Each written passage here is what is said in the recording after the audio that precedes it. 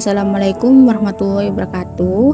Kembali lagi di channel Wahyuning Tias, channel belajar bersama. Nah, pada video kali ini saya akan menjelaskan tentang rima.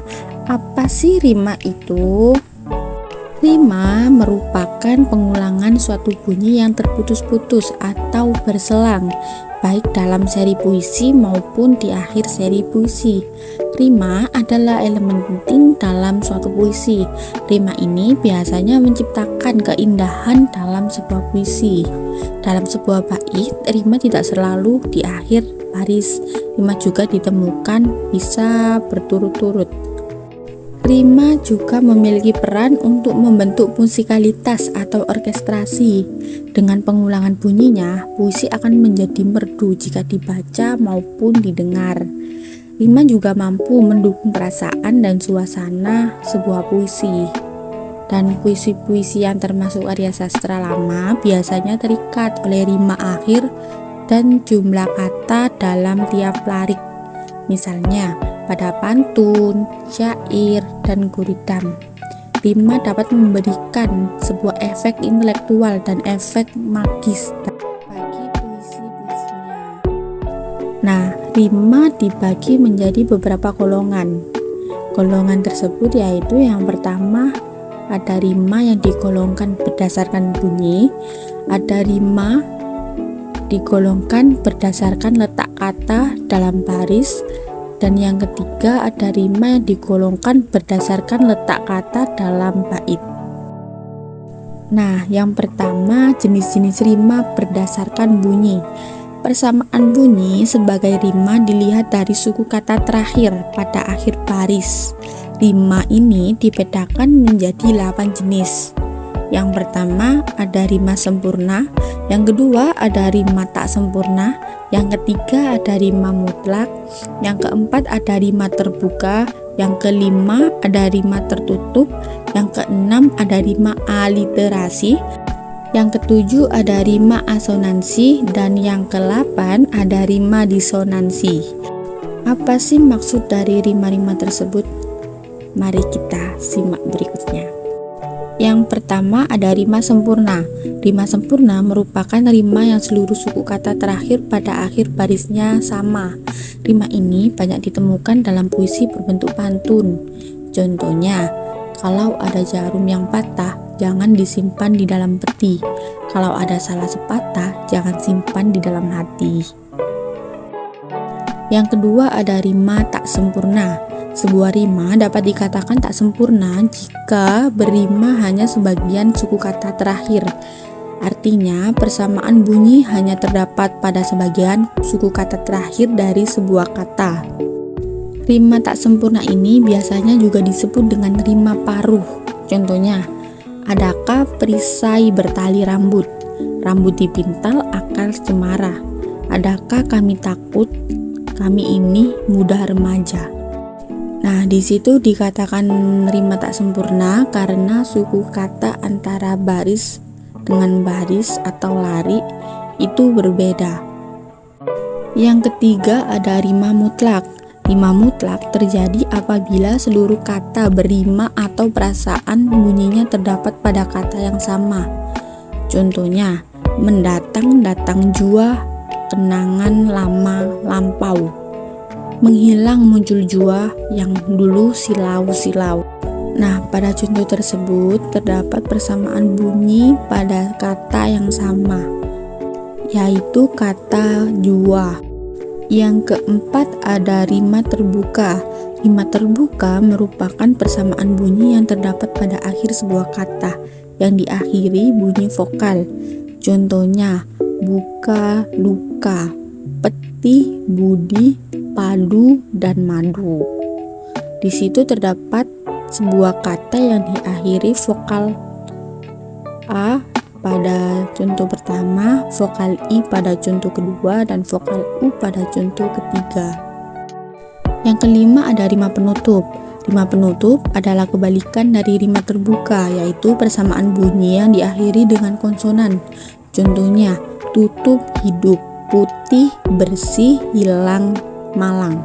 Nah, di situ kata-kata tersebut diakhiri dengan huruf konsonan, seperti tutup dan hidup itu diakhiri dengan konsonan P. Jadi perbedaan antara rima terbuka dan rima tertutup yaitu kalau rima terbuka itu lebih ke bunyi vokal, diakhiri dengan bunyi vokal. Sedangkan kalau rima tertutup diakhiri dengan huruf konsonan, kebalikan dari rima terbuka. Yang keenam ada rima aliterasi.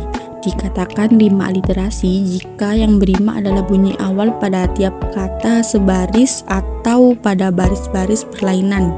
Contohnya, bukan beta bijak berperi. Nah, di situ terdapat persamaan bunyi awal pada tiap kata-katanya dalam sebaris. Yang ketujuh ada rima asonansi, yaitu jika yang berima adalah vokal yang menjadi rangka kata, baik kata satu baris maupun baris yang berlainan. Contohnya, secupak, sesukat, tumbang, mundam. Antara suku kata cu dan suku kata su merupakan sebuah rima asonansi. Yang ke-8 ada rima disonansi. Rima disonansi terjadi jika vokal yang menjadi rangka kata memberikan sebuah kesan yang berlawanan. Contohnya tindak, tanduk, mundar, dan mandir. Nah, kata-kata tersebut memberikan sebuah kesan bunyi yang berlawanan, seperti kata tindak dan tanduk. Di situ berlawanan rima i, a, dan au pada i, a pada kata tindak dan au pada kata tanduk. Yang kedua ada jenis rima berdasarkan letak kata dalam baris. Jenis golongan rima ini terdapat 3 macam jenis. Yang pertama ada rima awal, yang kedua ada rima tengah, yang ketiga ada rima akhir. Rima awal adalah persamaan bunyi yang terdapat pada awal baris, baik berupa kata maupun hanya huruf. Contohnya, dari mana punai melayang, dari sawah turun ke padi, dari mana kasih sayang, dari mata turun ke hati. Hal tersebut terjadi persamaan bunyi yang terdapat pada awal baris, yaitu pada kata dari pada baris pertama, dari pada baris kedua, hingga dari pada baris keempat. Antara baris pertama dan baris terakhir itu katanya sama. Jadi hal itu dinamakan atau disebut dengan rima awal. Yang kedua ada rima tengah. Rima tengah terjadi apabila kata-kata yang berima terdapat di tengah baris. Contohnya, maka tindak terjalan, tindih bertindih, kaki didulang. Maka tidak terkatakan, kakak memilih kata orang. Yang ketiga ada rima akhir. Persamaan bunyi yang terletak di akhir baris atau kalimat disebut rima akhir. Contohnya, sesaat sekejap mata beta berpesan, padamu Tuhan wahai awan, arah mana Tuhan berjalan, di negeri manata Tuhan berjalan. Pada contoh tersebut terdapat persamaan bunyi yang terletak di akhir baris atau kalimat, yaitu bunyi an pada kalimat pertama hingga kalimat terakhir terdapat persamaan bunyi an. Nah, yang terakhir ada jenis rima berdasarkan letak pasangannya dalam bait.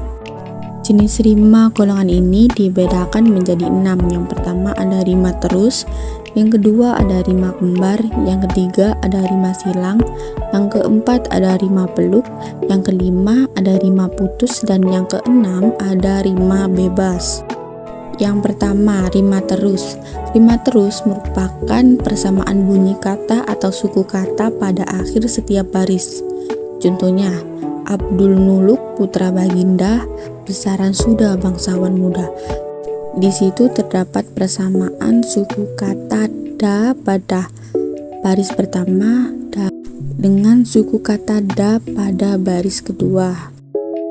Yang kedua ada rima kembar, yaitu persamaan bunyi kata atau suku kata yang saling berpasangan. Contohnya, sedikit pun matamu tak menggerling, memandang ibumu sakit berguling. Air matamu tak bercucuran, tinggalkan ibumu tak penghiburan. Pada contoh tersebut terdapat rima berpasangan. Pada baris pertama berpasangan dengan baris kedua, yaitu suku kata ling pada baris pertama dan suku kata ling pada baris kedua. Yang ketiga ada rima silang, yaitu bersamaan bunyi kata atau suku kata yang diletakkan secara silang. Contohnya, kalau ada sumur di ladang, boleh kita menumpang mandi. Kalau ada umurku panjang, boleh kita berjumpa lagi. Nah, hal itu persamaan bunyinya atau suku katanya itu silang. Pada baris pertama diakhiri dengan suku kata ang, yang kedua diakhiri dengan suku kata di. Sedangkan yang ketiga sama seperti suku kata yang pertama, dan yang keempat sama dengan suku kata yang kedua. Yang keempat ada rima peluk. Rima peluk yaitu persamaan bunyi kata atau suku kata yang saling berpelukan atau diapit satu dua kata yang sama bunyinya. Contohnya, hati memuja Tuhan kuasa, gerak laku jauhlah hari, maafkan aku yang Gusti dalam usahaku yang alpa. Yang kelima ada rima putus, yaitu persamaan bunyi kata atau suku kata yang putus-putus. Contohnya, padamu 1000 mawar telah kuberi, sekedar membeli cintamu, tapi kau tetap membantu, diam dan bisu, walau 1000 tahun sudah aku menunggu rindu pilu. Yang keenam ada rima bebas, yaitu persamaan bunyi kata atau suku kata yang diletakkan secara bebas tanpa terikat oleh rima apapun.